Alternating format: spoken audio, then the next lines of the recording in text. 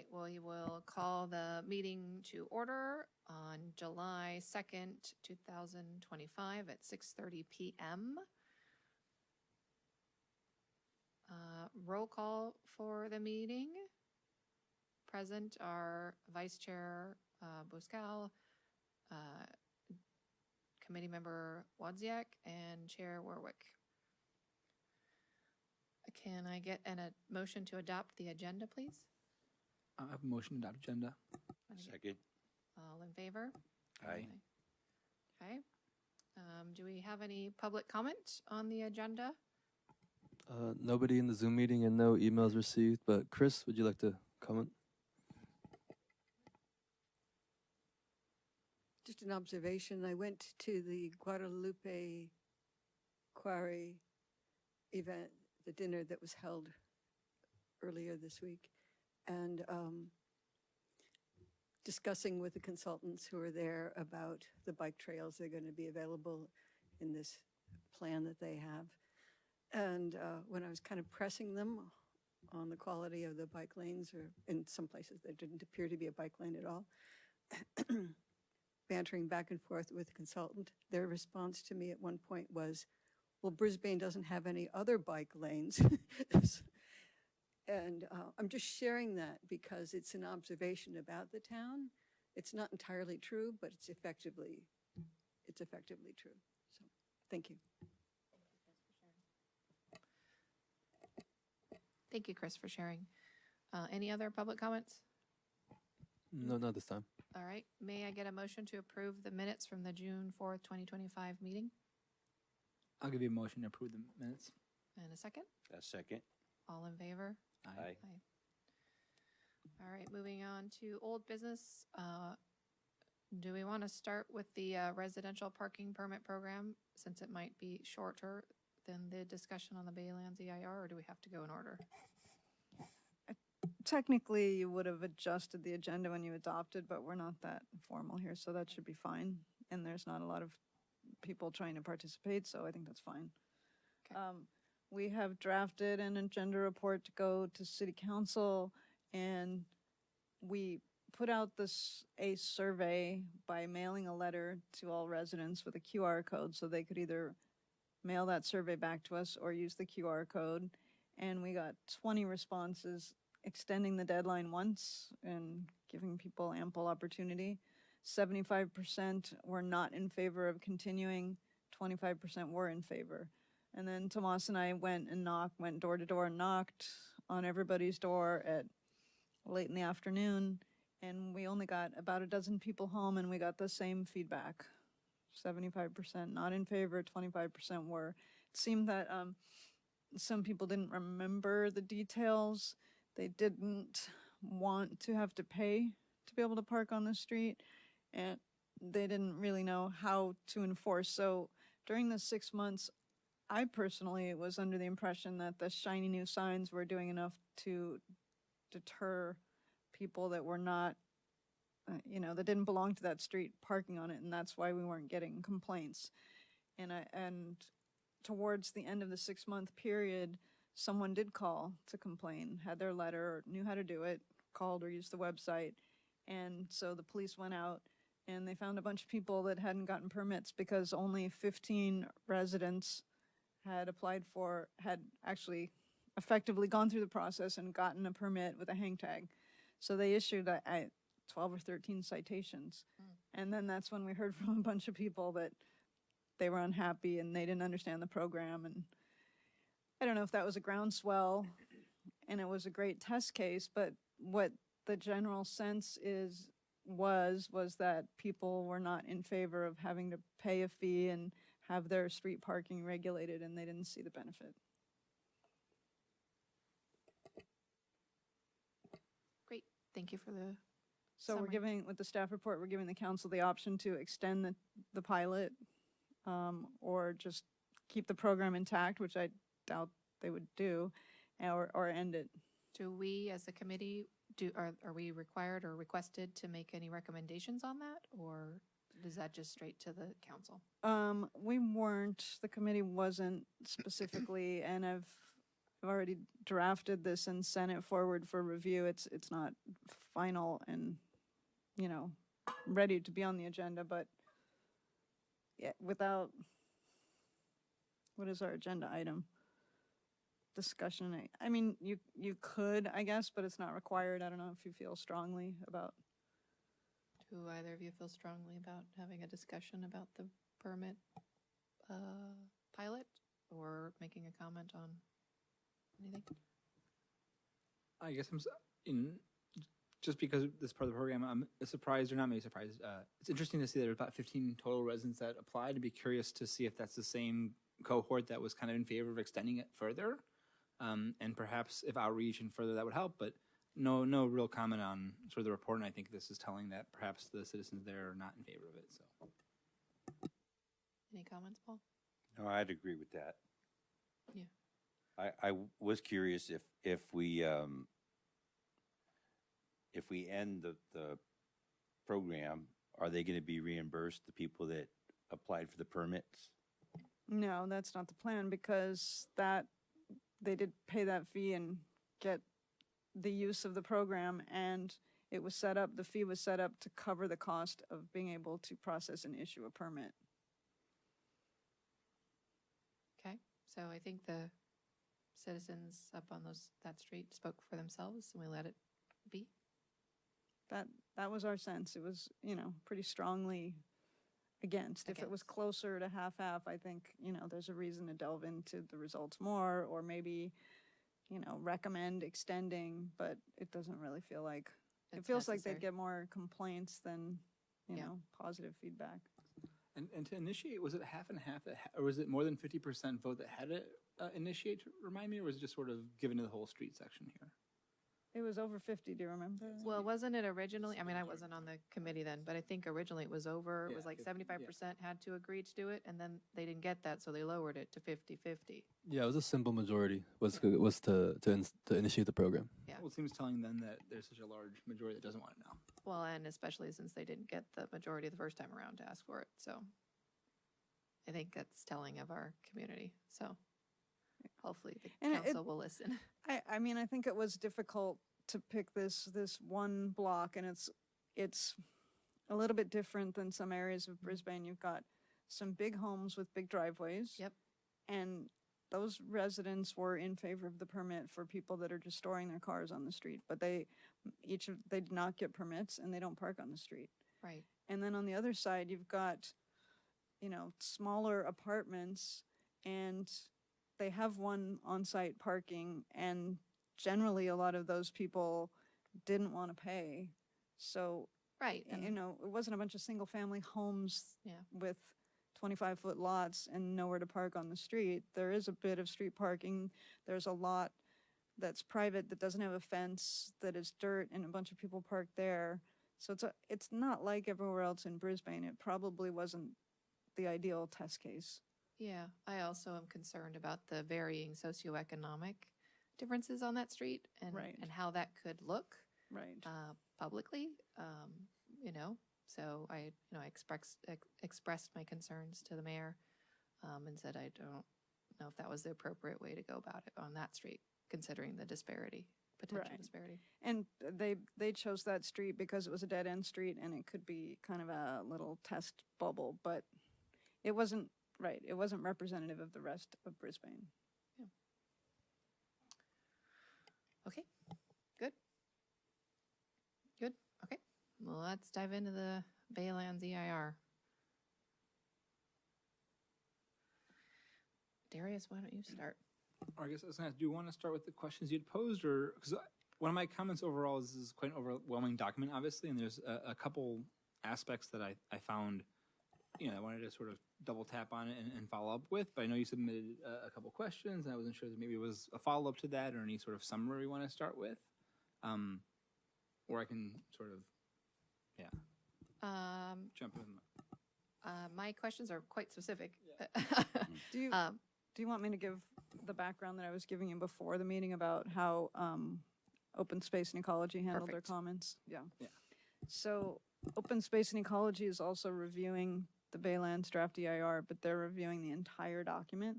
So they split it up between all the members, and some of them feel very burdened by that. We're using the 3 months to have them submit what they can. We had sliced it up. Some of them are reviewing, all of them are reviewing some of the chapters that relate to everything. And then some of them have picked land use, and some have picked biology and things that are their area of interest or their maybe area of expertise.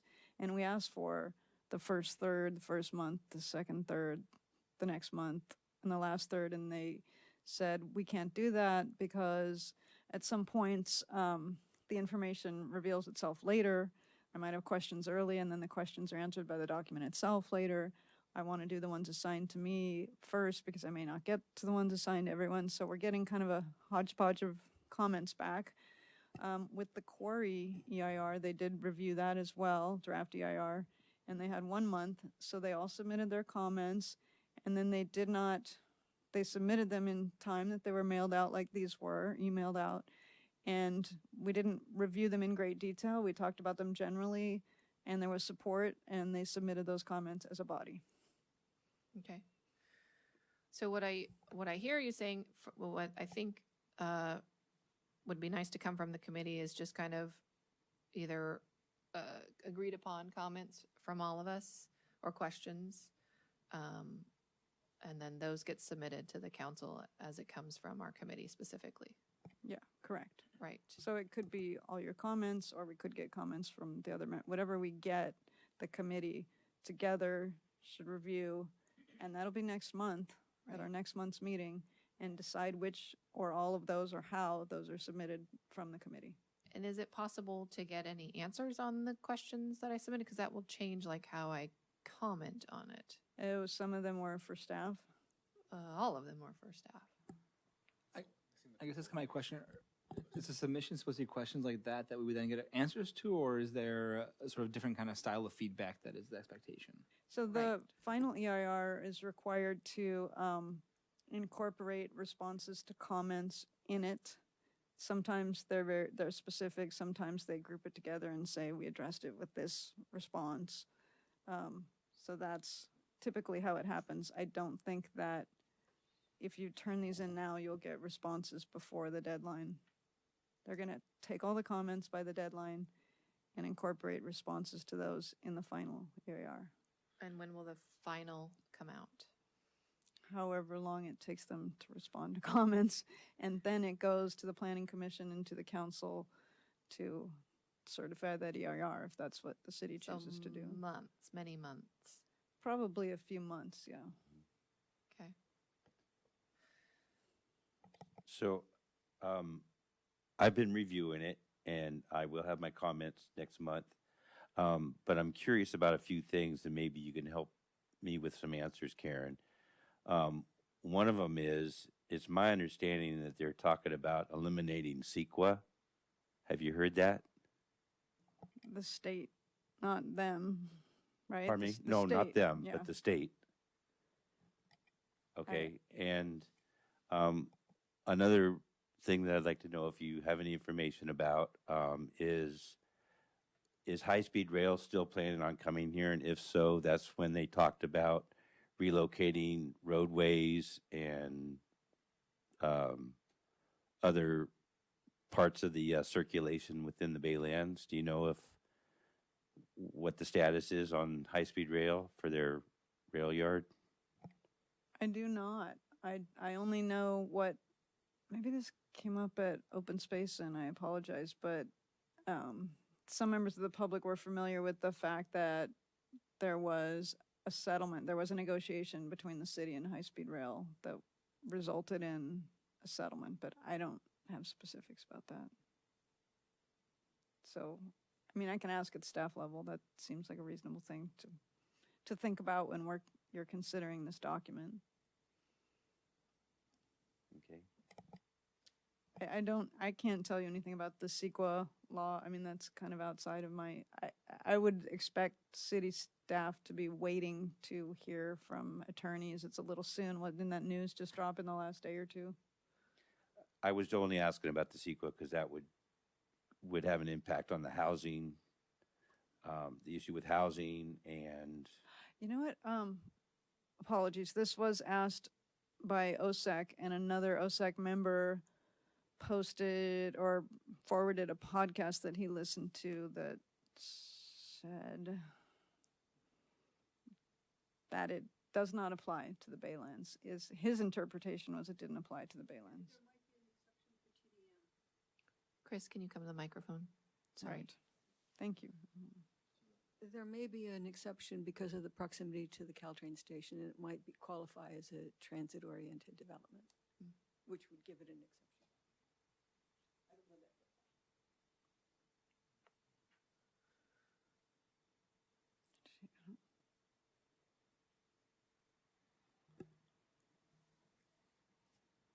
Okay.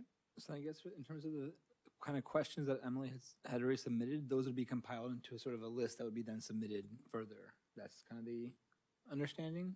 I think so. Yeah, it would be something you as the committee all agree upon, being like, these are the kind of comments we want to come from us, and those would all be submitted together. Well, I agreed with everything you had asked. That's why I'm asking. Well, thank you. I have more questions. I just realized when I saw this that I didn't have my F1 comments and questions in there. So,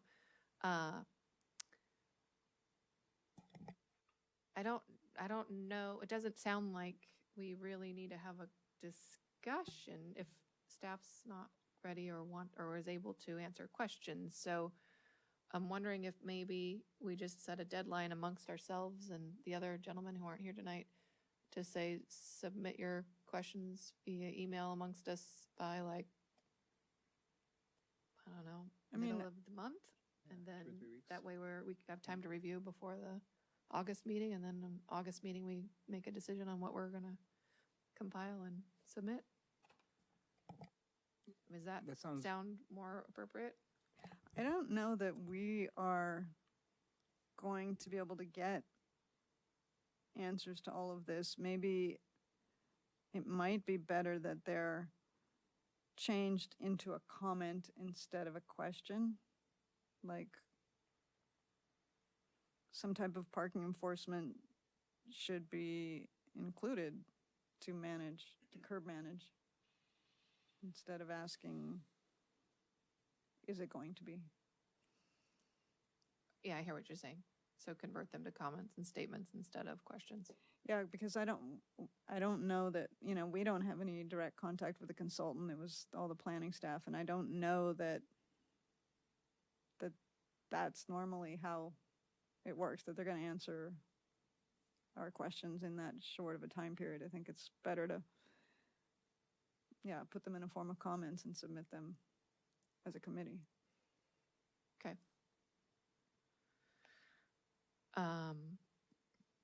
Do you have anything you want to ask for tonight? Otherwise, I think we should just move forward with adding circulating questions amongst each other before, so we are ready in August to have a discussion on what we're going to submit. And I can modify these into comments. It was difficult for open space and ecology, and I guess they all read on the quarry, they all read the comments. That's why we were trying to spread this out over 3 months. But technically, you should send them to staff, and we should send them to everyone, because when you guys communicate, a majority of the committee communicates, it's a serial meeting outside of a public forum. Right, yes.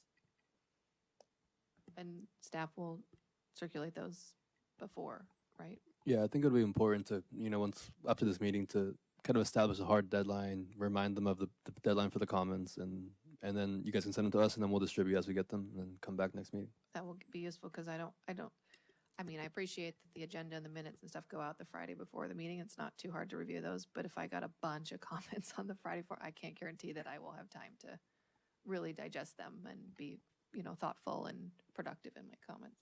Right. Well, while we're on this item, why don't we talk about what the deadline ought to be? What kind of a deadline do you two want? And we'll tell Raymond and Christian. 2 or 3 weeks, I think, is reasonable. Right, mid-month maybe, so we have some time so that So our in case anyone doesn't meeting the next week is or so to kind of get to it. August 6th, correct? Yeah, I think our next meeting is August 6th. And how soon would you actually want to see the comments emailed back? I mean, would it be reasonable to have like a July 21st deadline for us to submit, and then, assuming everyone submits, staff can compile during that week, and then maybe the 28th or so send it out, so we have about a week to review it, so that by, say, the 30th, that's sent out as like a final, sort of time, so we have a week to review. I agree with that. If we could ask the committee members to submit their questions or comments by the 23rd of July. Should give them 3 weeks to do 3 that. weeks from today, and then If Tomas, whoever staff is, can forward those on as they get them, if they get some early, great, or no later than the 28th of July.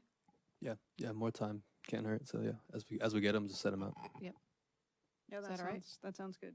And just to be clear, so the level of comment in terms of questions, or like because some of my questions are quite general and just, like kind of open still, and I think align with some of the questions you would ask. So that's the level that we're looking for, right? Or is there sort of some level of specificity we want in these comments? It's really like if you don't think they've adequately studied or mitigated an impact. So it can be specific, or it could be either, honestly.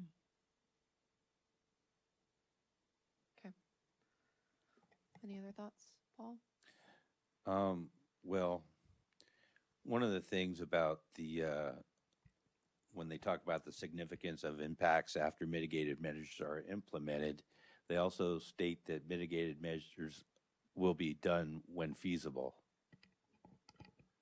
And So that can be a comment.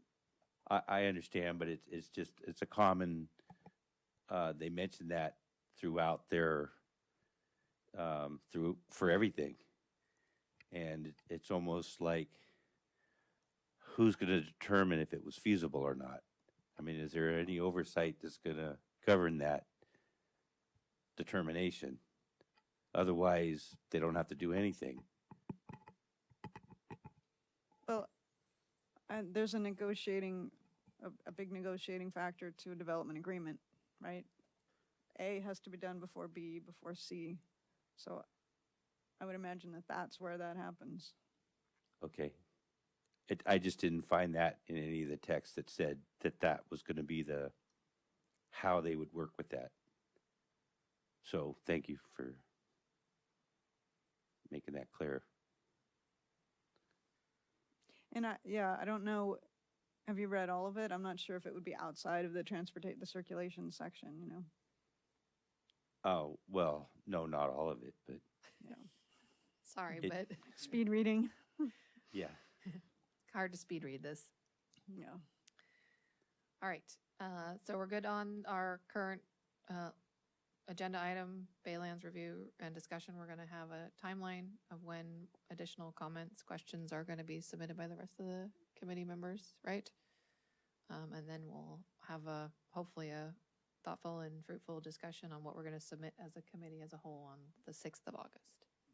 Great. Chris, do you have any additional comments? Yeah, I share Paul's concern because there was a lot that was in here, unlike the last DEIR where they appeared to actually make commitments about willingness to address things. That willingness is not apparent in this document, and there's a lot of vague, where you might read it and assume goodwill, and unless the city's going to hold their feet to the fire, and that will depend on who's on staff at the time that's happening. If it's not a requirement, it's not a requirement. And I thought it was really interesting, for example, in this section on the school that's planned, they talked about a crossing guard, but there was no indication about who'd be responsible for paying that crossing guard to be present. And one of the things that they talked about was a safe streets plan, and the responsibility that they identified in the document was the city of Brisbane. So there's a lot that's going on there that concerns me. And it's also true with the TDM plan, table 6.8, page, well, we won't go into the details, but they talk about a bike subsidy, and it's a recommendation. It's not a commitment that they're going to be providing a bike subsidy or any of that. So I think those are things worth commenting on as you go through, because I don't have that sense of commitment in this document. Thank you. Thank you, Chris. Okay. Are we okay to move on? Yes, I am. Okay. No new business for today that I'm aware of, correct? Great. Staff updates, please. Yeah, so similar to what Karen just showed you guys regarding the residential parking permit program, we also prepared an agenda report for the improvements to Visitation Avenue that you guys discussed. And it's a draft right now, but it's going to be finalized this week. But just to kind of quickly go through what you guys recommended, we recommended designating the loading zone on Mendocino Street approaching Visitation westbound. And Paul, to your question, you had asked about if a loading zone can be at a crosswalk approach. It can, as long as the city passes a resolution and recognizes the intersection, and we put the proper signage and striping. So it can be put there. We just need to take a few steps to make that happen. We also elected to designate a loading zone on Mariposa Street approaching Inyo Street, westbound next to the Brisbane Inn. Designate parking spots for delivery drivers like DoorDash or Uber Eats on Visitation between Mariposa and Monterey. Recommend that they convert the Brisbane Teen Center lot into a public parking lot. Utilize MP safety sticks for the parking enforcement, and then increase the fines for double parking violations. So we're still finalizing this document, but we're hoping to get it on the City Council agenda for July 17th. And then for the fiscal impact, the costs are pretty insignificant, as you guys know, regarding the MPS sticks, as they're free, and so is the striping and signage that we would incorporate with some of these other items. But regarding the Brisbane Teen Center, that was the big kind of ticket item that we would need a supplemental appropriation to pay for. We don't have an estimate at this moment, but I think the plan is it's going to go to council. We're going to kind of feel out what the reaction is to that, and then if there is, my guess, if there's support, there's real traction on that, we would then finalize a refined estimate. So that's what we have over here. Any questions on this? No, sounds great to me. On the teen center parking lot, they talk about the council will decide to proceed. The solution will be should the council decide to proceed, the solution will be scoped and a request for funds will be brought back at a future meeting. Didn't we talk about what it would cost to convert that into a parking lot, or was there not a dollar amount? I think there was just so much, I think we didn't have the dollar amount because there's so much unknown still, I would say. I think even doing that conversion, what it would entail, there's just too much that's not clear yet. So we don't have a dollar figure. I can assure you it's definitely in the hundreds of thousands, but other than that, I'm not sure. So, okay, if I may, and I had asked about if it is turned into a parking lot, and if there was an opportunity to build a community center on the 23 Club parking lot, as well as 23 and 25 Visitation, which I've proposed instead of the B of A site, I proposed that they swap properties and allow us to have a community center there as well as a senior center with a teen center. Is that parking lot, could that be turned back into a parking lot for the new facility as opposed to a parking lot for public parking? In the future, should your proposal come to fruition, you mean? If it does. Yeah, I don't see why not. Okay. Yeah, I don't think we dictated or recommended anything about how the public parking lot was going to be used. It's just that make sure it was open for, people who are working on Visitation, but also people who are visiting the park, the community park. So I think, it's open to interpretation of how that's used, whether that's used for any new developments. Thanks. Another staff update is the slurry seal of Old County Road and also Guadalupe Canyon Parkway westbound. We have the bid opening today, so we're gonna award that contract in coming weeks. The low bidder was VSS International. They're a big slurry seal company. They're pretty reputable. Do a lot of work in San Mateo County, And this is the project that's going to include the bike lane on Old County Road, and I would project that construction begins in mid-August. And of course the big one, yeah, I can't believe I forgot the stairway. Work's begun on that. Alvarado San Benito pedestrian walkway excavation work is done, and maybe more. Probably have at least 2 months to finish the concrete stairs part, and then the council, through the Public Arts Committee, awarded 2 contracts to artists. One is going to install lighting and handrail, artistic lighting and handrail. The other is going to install mosaics, tiles on the face of the steps. So all of that will go into the fall, and it is closed now and will be closed at least until that's done or the handrail is up and the lighting. So it will be closed until the artists are done, or will it open once the stairs are completed in a couple months? We don't want to open it without the handrail. Okay, so the handrail won't be installed until the artists are done. Yeah.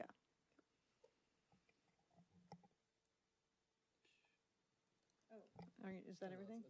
And then we were talking before the meeting, I'm letting you guys know that I'm retiring, and my last work day is August 22nd, although I have a little bit of leave, and I probably will come back and help clean out my office. So I'll be here and there a little bit longer.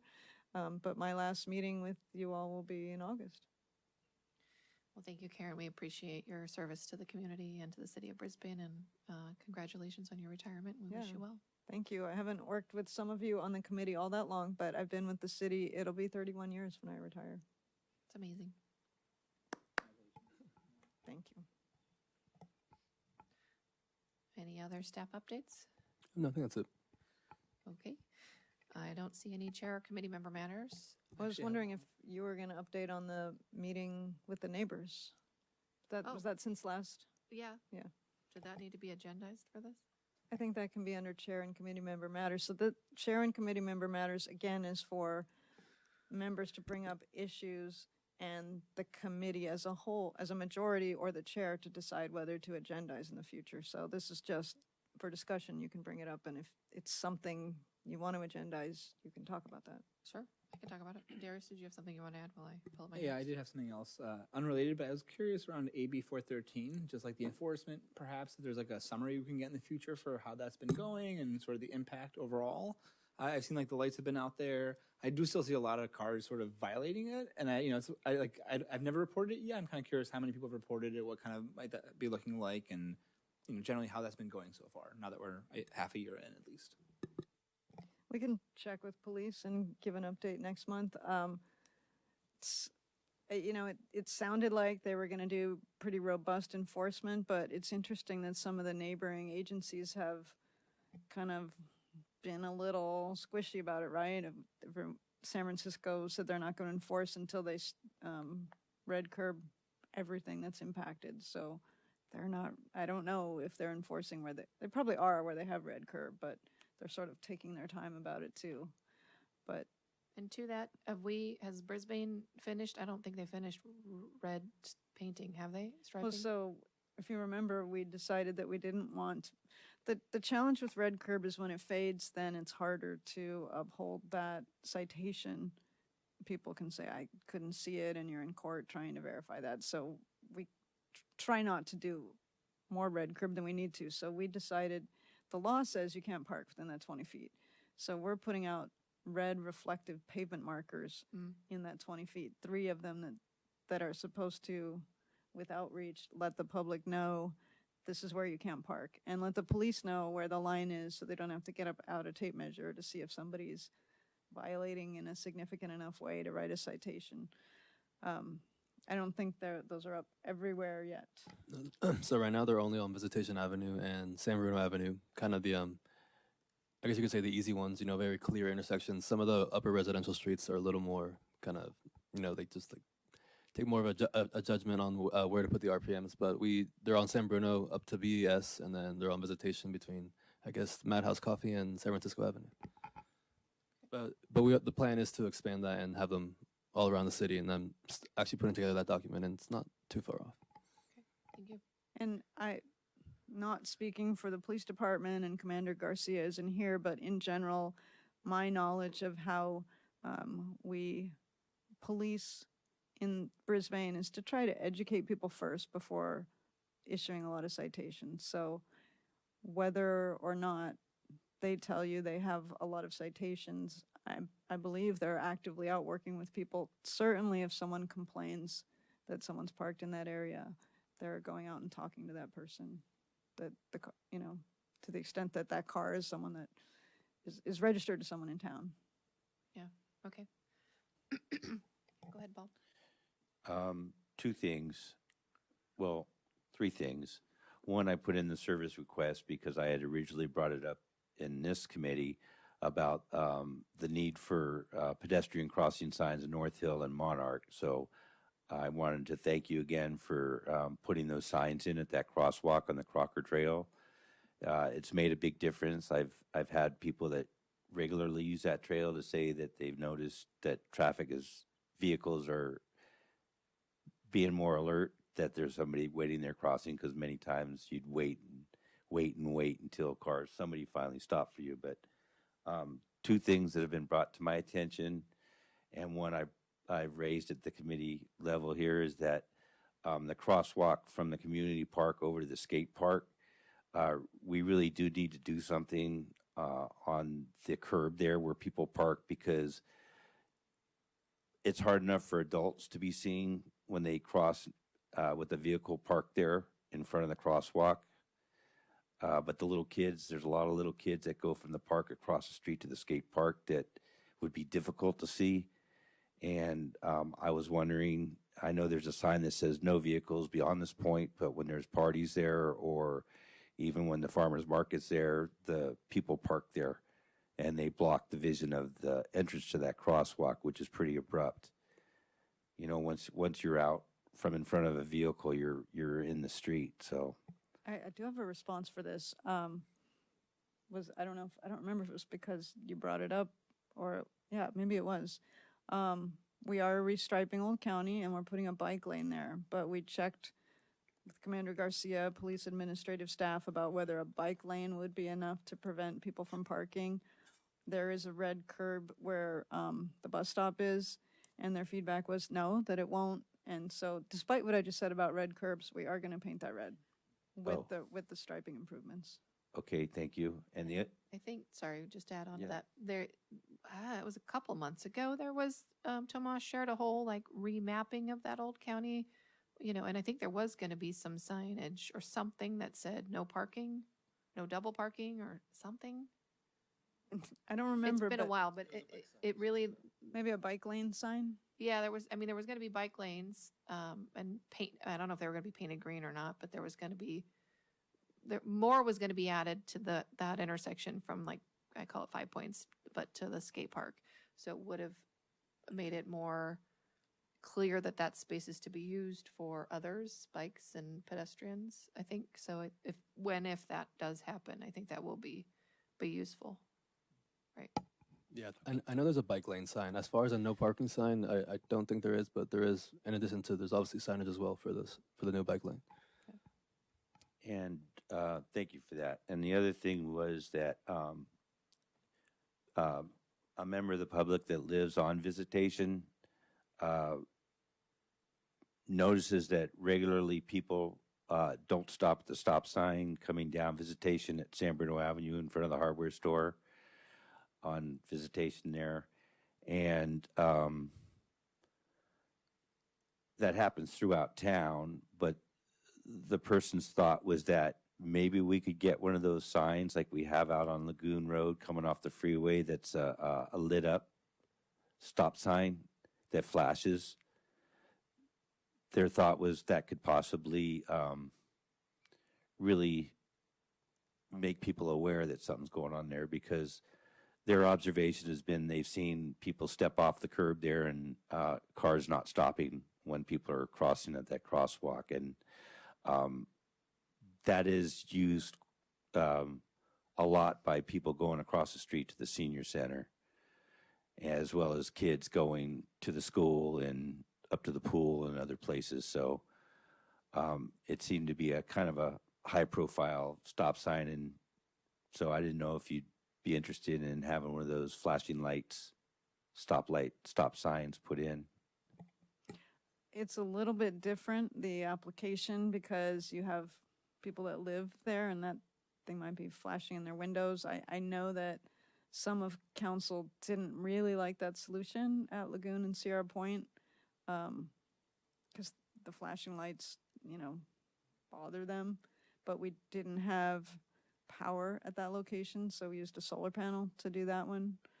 And I think that there wasn't enough visibility for the stop signs, the stop bars, the lane lines, and the ultimate solution at Lagoon and Sierra Point would have been street lighting, but that's expensive. Without power, you've got to do all of that. So that was why that flashing stop sign was placed out there. I'm not sure it would be as popular, but I can bring the request forward. Yeah. Okay, would that be another something that should be directed to the service request as opposed to bringing it up here like we did the signs at North Hill and Monarch? I think it's kind of outside of buildings and grounds maintenance, but it's a good way to track the request and Okay, and know that it's it's a way to document it and put it in writing, so can't hurt. It would still probably be forwarded to engineering and might need to go to council. I'm not sure. Great, thanks, Paul. So I did attend the neighborhood meeting on June 14th with City Manager Mr. Dennis. There were 8 or 9 parents present, and their general concerns are that there's a lack of walkable streets in Brisbane. There's a lack of visibility at crosswalks. There's a lack of enforcement on the rules that are already in play. A lack of visibility at the skate park crosswalk. People running stop signs on San Bruno and Visitation. The speed of cars going downhill. Blind spots, which Jeremy and I discussed or brought up, AB 413, hoping that will help. People speeding and not slowing down at blind turns. Cars blocking sidewalks, whether they're like partially in their driveway or just completely blocking it. People failure to yield to pedestrians at crosswalks. Stop signs being obstructed by foliage. I think that is a good one, and reminded them that they can go into the My Brisbane app to tag those to hopefully get those cleaned up. Double parked cars on Visitation. Just general narrow streets. Can't really do much for that right now. Downhill speeds of cars, confusing stops on Visitation, and just that there weren't enough. Again, there was a conversation about adding one for every single street.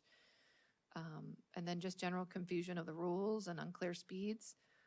And Mr. Dennis had a conversation about, what would happen if they tried to make the city, a full 15-mile-per-hour city, if you will. And how that works and how the process works, which I know Karen, you and Tomas have discussed before. Just general concern about driver behavior or lack of driver concern. Parked cars, and people know that they will never get caught in this town, or they will be able to sweet talk their way out of it with the police. So inconsistent enforcement. There's a lot of parents who won't let their kids walk to a friend's house or to school by themselves because of the carelessness of the drivers in town, and just upkeep of the sidewalks. That was just the general gist of what the parents were concerned, and Mr. Dennis and I listened intently and thoughtfully.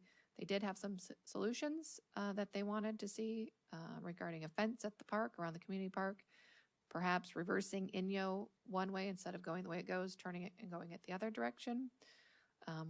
Asking for more police engagement with the community. Again, that's not our jurisdiction, if you will. That's up to the police commander, police chief. They asked that there's more avenues for participation. They're very concerned that we keep having meetings at 6 p.m. and I myself am a mom of a little one, and it's hard. And so when you are working, or some of them are, both parents are working, trying to get time at a 6 p.m. when you're trying to do dinner and bedtime and all that, it's difficult. But I will say that all of the parents that showed up, they do want to be actively involved. Mr. Dennis invited them, and Ms. Mills suggested another follow-up meeting in a couple of months, so probably in August, to continue the conversation. And Mr. Dennis did say that, I guess, one of the top 3 priorities of the city for the next, I don't know if he said fiscal year or whatnot, will be maintenance of the streets and sidewalks and paving and striping. And so he shared that with everyone, that there will be a push to repaint, restripe, whatever signage needs to be done in the next fiscal year. It was fruitful. Lots of parents. Yeah, he got sick, I think, shortly after that. Oh. We haven't had on the staff side a conversation. I don't know that maybe he wants to have the follow-up meeting, but he hasn't specifically told me that anything in particular is referred to the committee at this point. But it's kind of generally in the work plan, so, if staff gets more news, we'll share that about. Yeah, and whether- I what the shared follow-up is. with the parents that were there how you've shared with me, and how the work plan meeting was, that, suggestions from the community get sent to either Mr. Dennis or to the council, and then they send it to you guys, and then you guys put it on our work plan agenda.